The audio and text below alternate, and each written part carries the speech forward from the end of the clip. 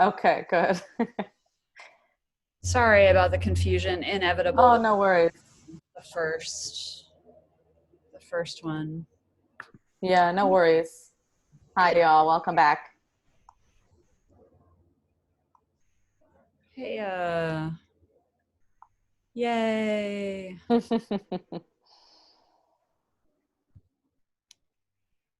Who else?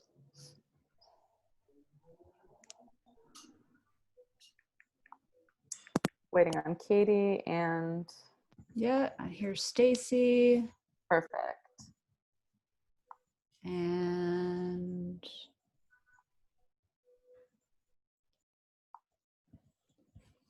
just waiting on Katie.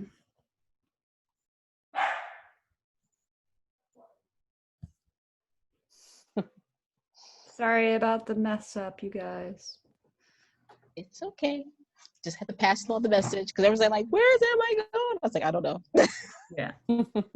I feel like this is just part of the process of learning, teaching, whatever online. Yeah. Just making sure that Katie has the message. I think I saw also one more human I didn't recognize. I think Jai got on. He's another new person. Ah, right. Okay. There we go.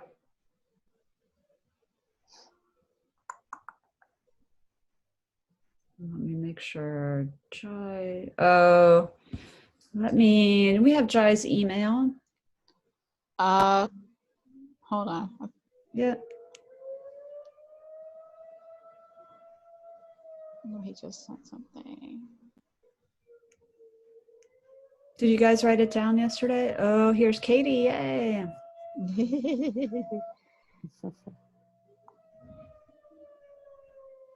Oh, okay. I'll put it in the chat so that way you see it. Ah, thank you. You're welcome. I'll email him directly.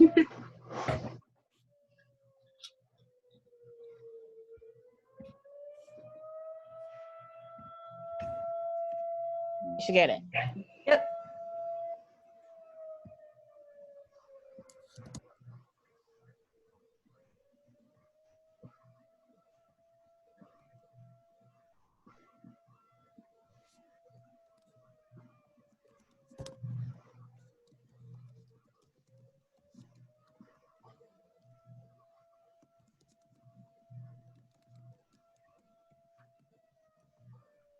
Okay.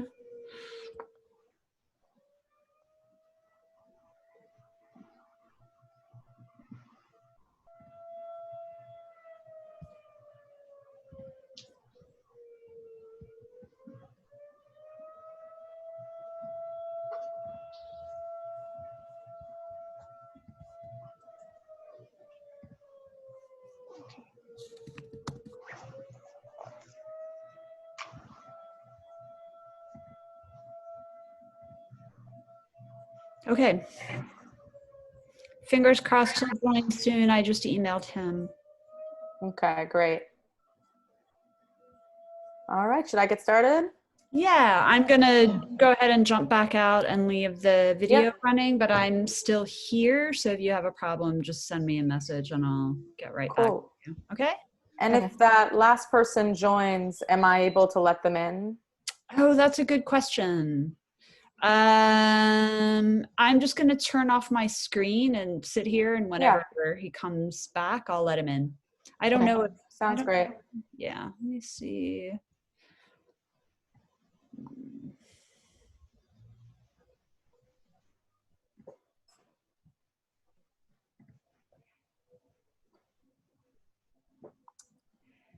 Just checking to see if I can. Sure.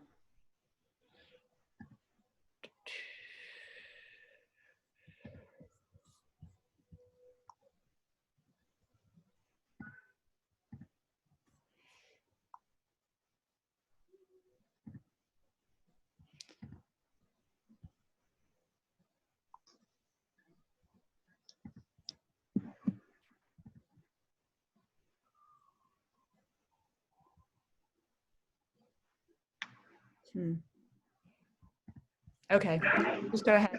Try. Okay, sounds good. Great. So I'm just going to ask if folks are unmuted just to mute, just so we don't get like dogs barking and cats meowing and all of that, although that is pleasant. So I just dropped into the chat again the Zimborska quote.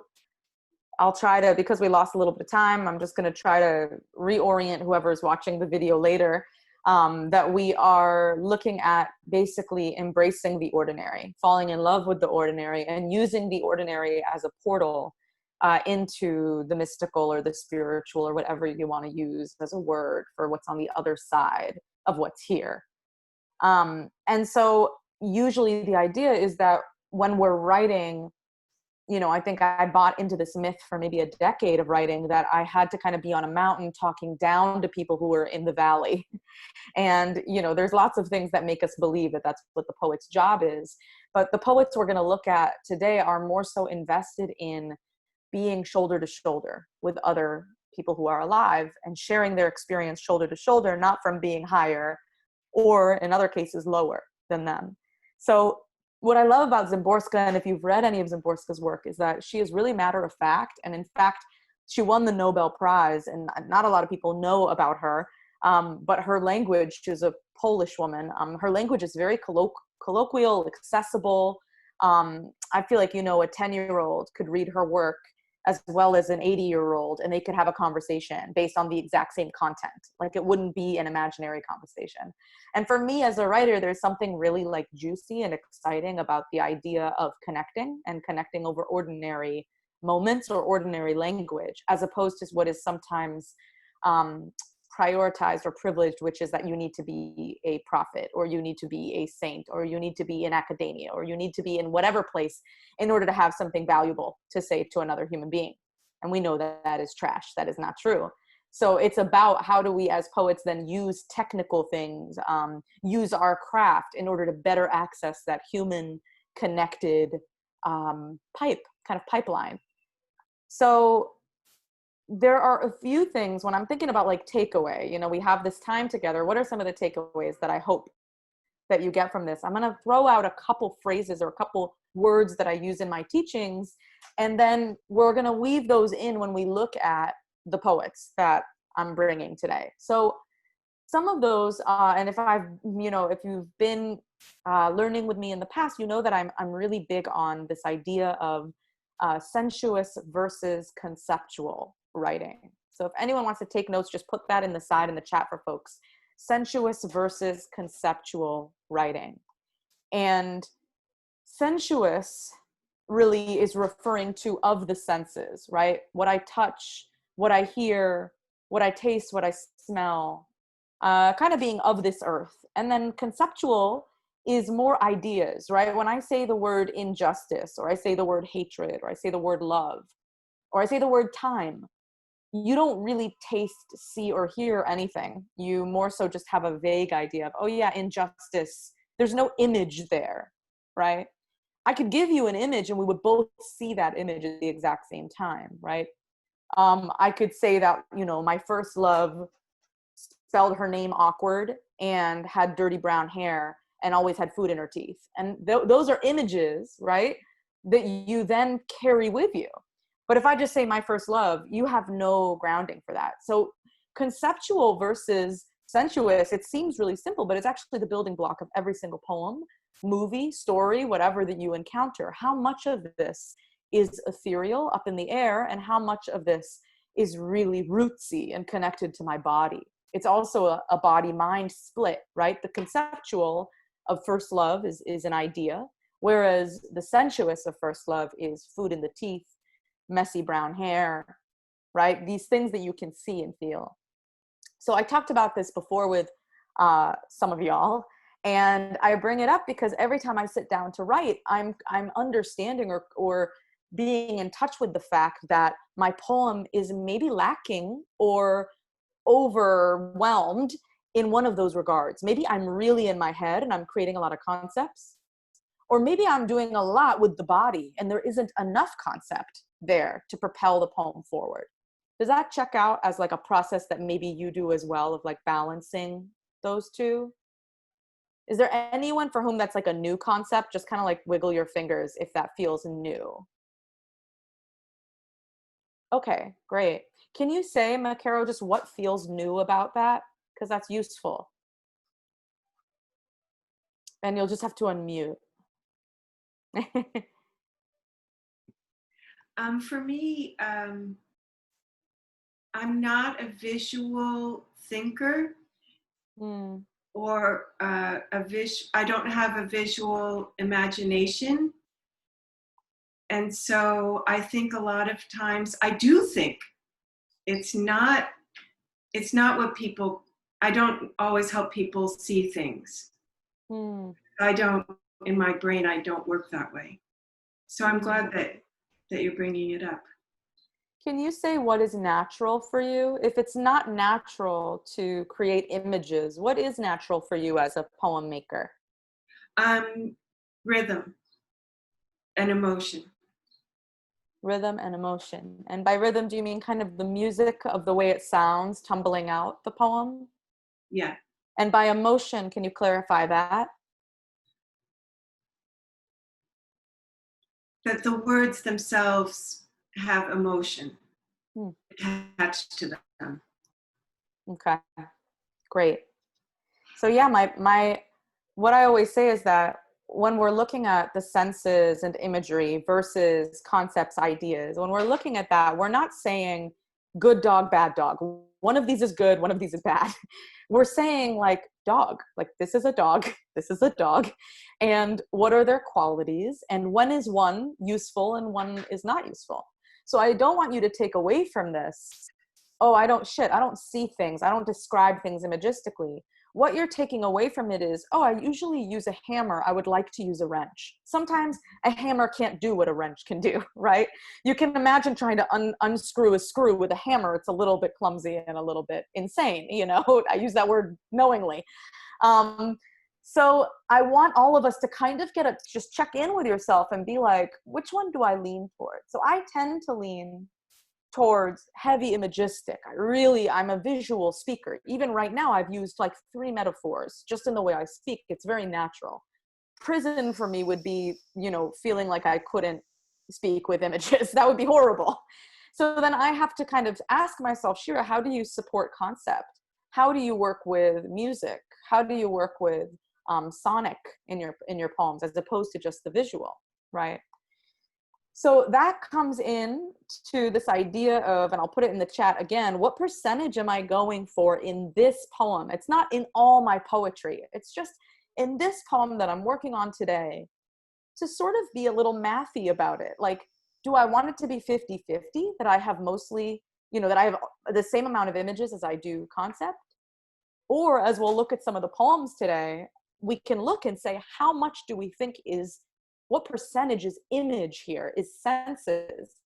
And what percentage are these concepts or ideas, reclamations, proclamations that someone is making in order to shake up our thinking, not our seeing, not our tasting, right? So that's one major takeaway, is after we look at these poems, I want you to be able to step into any poem that you read and have this balancing act happening of, oh yeah, what sensuous language is being used versus what conceptual language? Another way that I've talked about this in the past is the idea of the earth and string versus the kite. So the kite is kind of our concepts. We're flying our concepts and all these ideas in the sky. And then our body is this sensuous language, and the string, we need the string to fly those concepts. That string is the body, is taste, smell, all those things. If you didn't have that string, you just have concepts kind of flying around on the page, and the reader is like, what is this tied to? What is happening here? I think that's when we were younger and we read poems and we felt like we didn't have access to them. That was often the feeling, was like, this is so much concept, I don't have any entry point here. So again, that balancing act that I'm so glad you were transparent about, Makaro, is this, this balancing act of how much actually am I allowing my reader into the truth of what is happening physically, not just the truth of what is happening psychologically or conceptually, right? So we're going to look at that.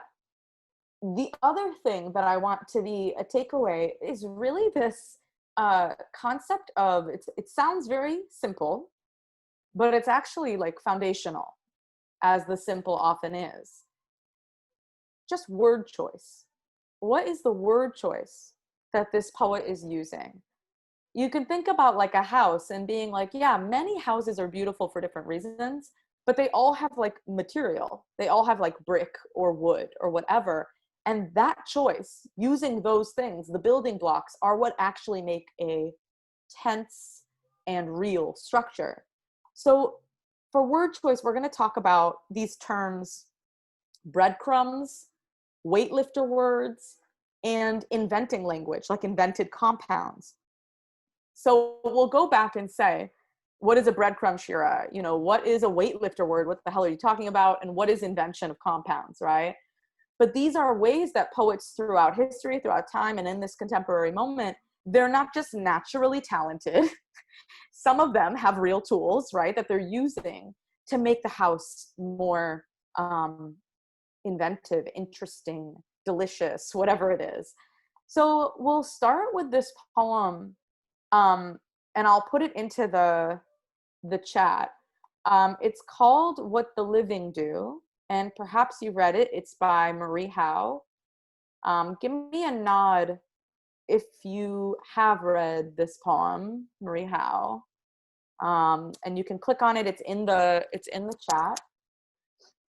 And Marie Howe said this really amazing thing in an interview on Being, which you can listen to with Krista Tippett, where she talked about how she doesn't let her students, she teaches at Sarah Lawrence, she doesn't let her students use metaphors for the first semester. And part of that is this desire to just have the students be exactly where they are, to not try to go anywhere, because a metaphor is all about comparison. So it's about leaving. It's about going somewhere else, right? Her eyes were as blue as the sky. Well, now I'm leaving her eyes. I'm not actually with her eyes. I'm with the sky. So we're looking at Marie Howe as this poet who has a praxis around being here. And she goes so far as to say that we actually start to metaphorize the way that Wisława Szymborska was kind of pointing us out for doing. We metaphorize because it's painful to be here, which is a really radical idea, that you want to go somewhere else with your language because you can't actually stand to be here. And so she's got this poem in her book that has a lot to do with her brother's death from AIDS at a young age. I think he was like 30, maybe early 30s. And the whole book centers around family, around losing him. And it's called What the Living Do. And this is the kind of, the titular poem. So I'm just going to read it to you. And I want you to think about or approach it with the eye of sensuous language and then concept. Where does Marie Howe fly a kite that's kind of teaching us or telling us something versus being on the ground? So we'll talk about that right after. I'm just going to read it to you now. Everybody have the link in front of them? Yeah, okay, great. What the Living Do. Johnny, the kitchen sink has been clogged for days. Some utensil probably fell down there, and the Drano won't work but smells dangerous. And the crusty dishes have piled up, waiting for the plumber I still haven't called. This is the everyday we spoke of. It's winter again. The sky's a deep, headstrong blue, and the sunlight pours through the open living room windows because the heat's on too high in here and I can't turn it off. For weeks now, driving or dropping a bag of groceries in the street, the bag breaking, I've been thinking, this is what the living do. And yesterday, hurrying along those wobbly bricks in the Cambridge sidewalk, spilling my coffee down my wrist and sleeve, I thought it again. And again later when buying a hairbrush. This is it. Parking, slamming the car door shut in the cold, what you called that yearning, what you finally gave up. We want the spring to come and the winter to pass. We want whoever to call or not call, a letter, a kiss. We want more and more and then more of it. But there are moments, walking, when I catch a glimpse of myself in the window glass, say the window of the corner video store, and I'm gripped by a cherishing so deep for my own blowing hair, chapped face, and unbuttoned coat that I'm speechless. I am living. I remember you. All right, you can snap for that. That's a poem. That's a real poem. So I would love to just hop on the line. What are some moments that for you are sensuous, are rooted in the senses?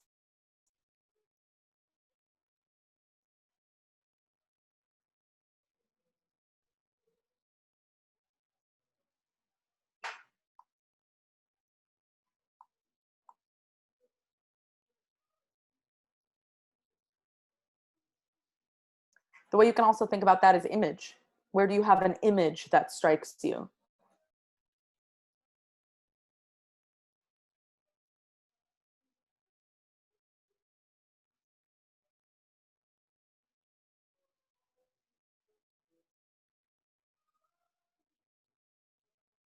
Crusty dishes have piled up, the bag breaking.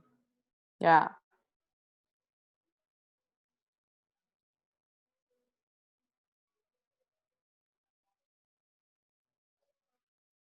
What else? Really pile it in there. I gave you like, yeah, coffee spilling down my wrist and sleeve. Absolutely. This poem is like every line is one. So I want to see like as many as you can find, right? I didn't give you a poem that was like, oh, hate, oh, truth, oh, beloved, right? Like it's not, it's really grounded. So let's talk about where Marie Howe is giving us grounded. Sky's a deep, headstrong blue. I'm really glad you brought that up, Felicia, because usually there's comparison when the sky or nature comes in, there's a lot of comparison, but instead she just calls it, right? And the idea of it being headstrong is also really interesting. Like it's not a metaphor, but it's certainly describing it in an emotional way, right? Yes, sunlight pours through, blowing hair, chapped face, unbuttoned coat. This is what I mean about the 10-year-old and the 80-year-old. They could talk about it and have a meeting point and it wouldn't be a mystery, right? It's very clear what chapped face means, what unbuttoned coat means. So now let's talk for a second, and you can either say it verbally on the line or you can type it. Where are the moments that are more concept driven, that are not happening in terms of sensuous, but are happening in terms of ideas? The kite.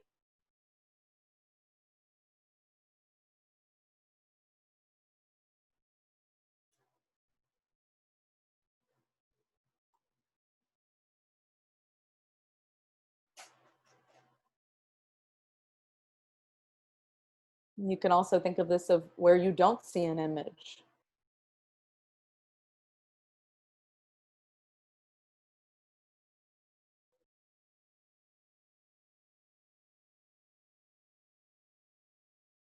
This is the everyday we spoke of.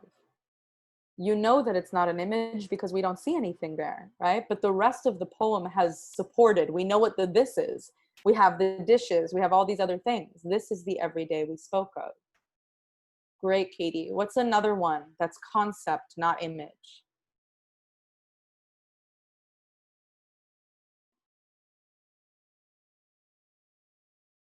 Yeah, this is what the living do. Exactly, right? If that was the first line, I wouldn't have anything in my head, but it's not the first line. It's the title, which could serve as a first line. But the title is situating us to dive right back into the actual things, the sensuousness of what life is, of what the living do. Now, it also echoes differently because, and this is where I'm curious how it hit for you, it's not just this is what the living do. It's saying something bigger. This is what the living do. We don't just spill coffee on our wrist. There's something else happening. So what is that other something that she's signaling at? What do the living do?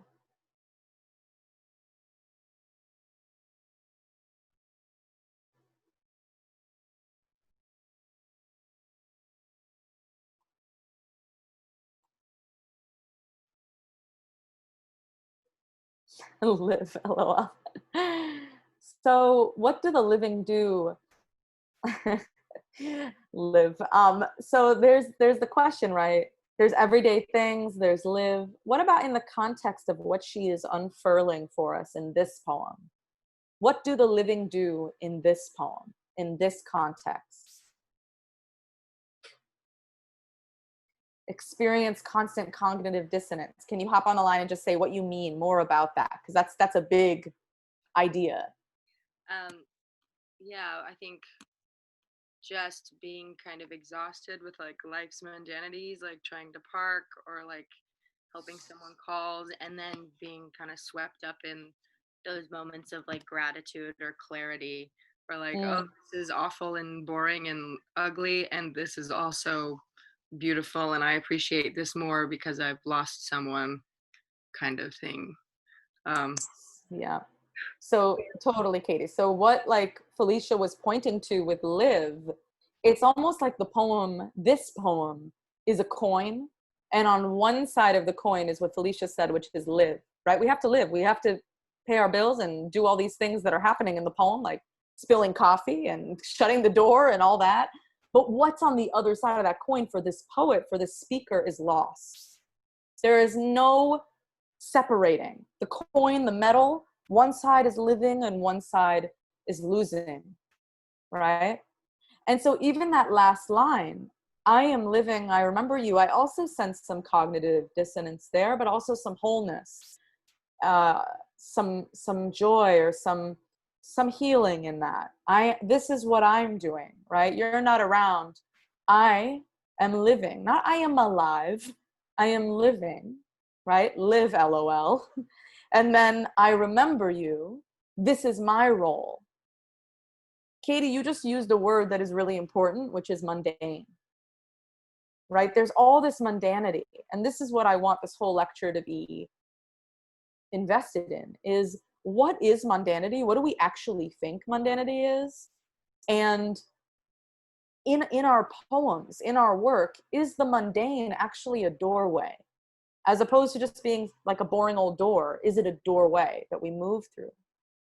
So, you know, I was just about to say, it's sort of like in and out say more. of like reality and kind of out of yourself, sort of, when you're What's realizing the these things. If you understand what I'm saying? When you say it's like that, what are you saying the it is like? What is the it? I guess Like experience. So you're saying experience is sort of being in and out of those two things? Yeah. Yes. So then exactly. So then what I'm curious about is, sure, there's two sides to the coin, right? There's the loss and the live for this person's poem, but it's one coin. You can't, it's not two things, right? It's one metal, it's one coin. So when you are saying this experience of moving between, where is that actual wholeness or that oneness of that experience, right? Like, it's not that we are suddenly a saint and we're suddenly in the spiritual world, or we took drugs and we're like, whoa, you know? It's not that the cherishing that's so deep is really separate from the coffee running down the wrist from a rehab, right?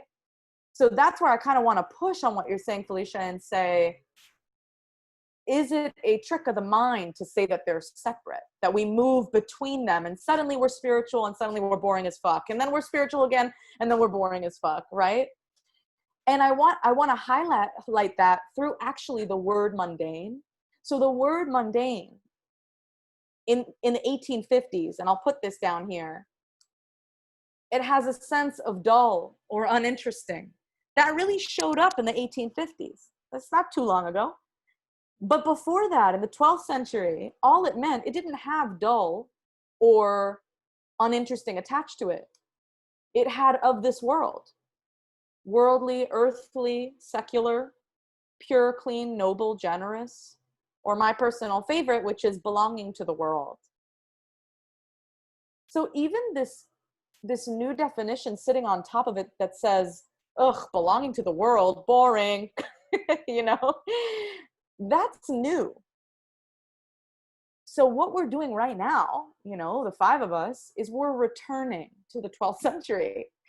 And we're saying, wait a second, who said that coffee down the wrist is a different experience than a cherishing so deep? Does that make sense? And we've all had moments where we're waiting for the train or something really mundane is happening, and we sort of flicker in. We flicker into belonging to the world. right?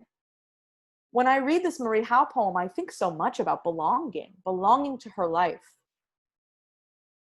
and noticing the humanness of it, right? Like slamming the car door shut in the cold, parking, this boring ass stuff that is actually the fabric and fiber of being a human being. As poets, you know, we're often teased and made fun of for caring about things that other people think are too romantic, too sentimental, who gives a shit, right?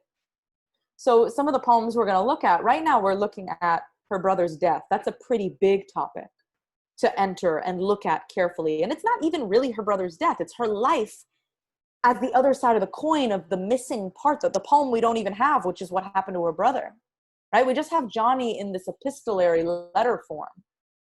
But then there are other poems. We're going to look at poems like, let's look at this one. This is, I'm going to drop it on the side. This is like, you know, the poet's job to look at something like a moth and say, how can a moth be a doorway as opposed to something quote unquote mundane, dull, uninteresting? Yeah, I see the 9-minute warning too. I don't know why it's doing that. Maybe I can, oh, the 40 time limit. I'm happy to start another at the end of 40 minutes. Okay, thanks, Vanessa. Appreciate that. I think that will mean the video is split for whoever watches it later.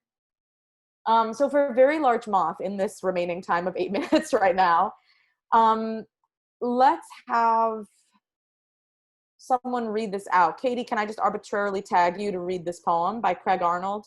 Sure. Yes. Awesome. Thank you. Very large moth. After DHL. Your first thought when the light snaps on and the black wings clatter about the kitchen is a bat. The clear part of your mind considers rabies. The other part does not consider, knows only to startle and cower away from the slap of its wings, though it is soon clearly not a bat but a moth, and harmless. Still you are shy of it. It clings to the hood of the stove, not black but brown. Its orange eyes sparkle like televisions. Its leg joints are large enough to count how could you kill it. They're large enough to count how could you kill it. Where would you hide the body? A creature so solid must have room for a soul. And if this is so, why not in a creature half its size, or half its size again? And so on, down to the ants. Clearly it must be saved, caught in a shopping bag and rushed to the front door, afraid to crush it, feeling the plastic rattle, loosened into the night air, it batters the porch light, throwing fitful shadows around the landing. That was a really big moth, is all you can say to the doorman who has watched your whole performance with a smile. The half compassion and half horror we feel for the creatures we want not to hurt and prefer not to touch. Thank you so much. Perfect. So, you know, when we look at this poem, and the title is Very Large Moth, like this, Craig Arnold is like giving you the poem. Like he starts by talking about a bat, but he gave you what it was in that title. And he did it in a way that was very mundane, right? It's of this world. It's, you know, if we take the latter definition, dull. The language is not musical and, oh my God, I'm amazed. It's just Very Large Moth. And there's something in the way that he balances this really ordinary language and ordinary humanness with really vivid, wild imagery or concepts, ideas, right? So tell me, where are some of, let's do this again, just slowing down our reading and saying, where do we see really vivid imagery? What images stick out in your mind? And you can either verbally or on the side, just let us know.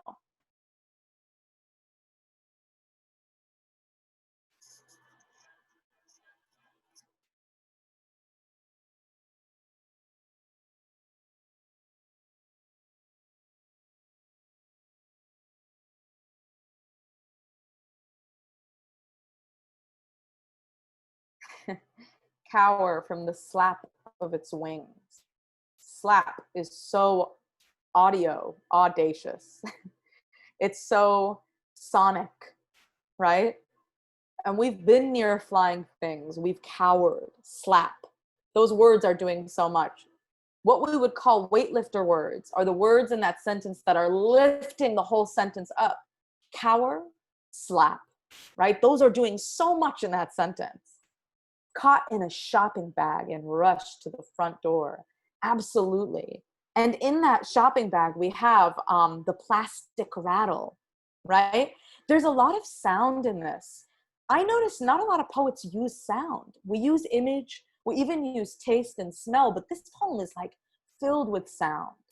And so I love that, Felicia, caught in a shopping bag, rushed to the front door, feeling the plastic rattle. I'm right there. I'm inside the cinema of the scene, right? Clings to the hood of the stove, not black but brown. You notice how much Arnold tells us how much he misperceives? He lets us into his mistakes, which is really kind of lovely as a poet. You have, oh, it's not a bat, it's a moth. Oh, it's not black but brown, right? It batters the porch light. Absolutely. Batter, batter. You can hear it and you can see it so vividly. Loosened into the night air, loosened from that plastic rattle, right? It's very cinematic. Sometimes I just think about sensuous language as, could there be a movie of this? Could I watch it happening on a screen, right? Concepts you can't really watch on a screen. They're more so the overdub. It's like what is being written about the moment, what that brain is thinking about the moment.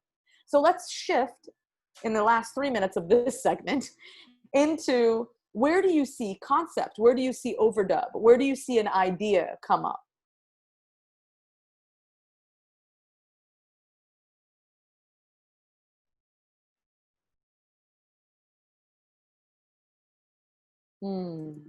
Yes. The clear part of your mind considers rabies. The clear part of your mind. I wonder, I'm kind of torn about whether it's image or not. But we can let it hang in the air. If it's somewhere for me in between, because I can kind of see someone considering if it's rabies. I can sort of cinematically see that. The half compassion and half horror we feel, you've zoned in right away on concepts. Compassion is a concept. Horror is a concept. You know, like horror, if I say that to you, we both see different things. Okay, I think we have less than a minute, so it's going to shut down and we'll pick up at half compassion and half horror that we feel. Vanessa, do we just go into the same link? I don't actually know. So if Okay. I'll just go ahead and start another meeting and Yeah. send out the same link via Slack, and I'll email you. Sounds good. Okay, cool. So Sorry. let's sign off. Yeah, no problem. See you in a minute.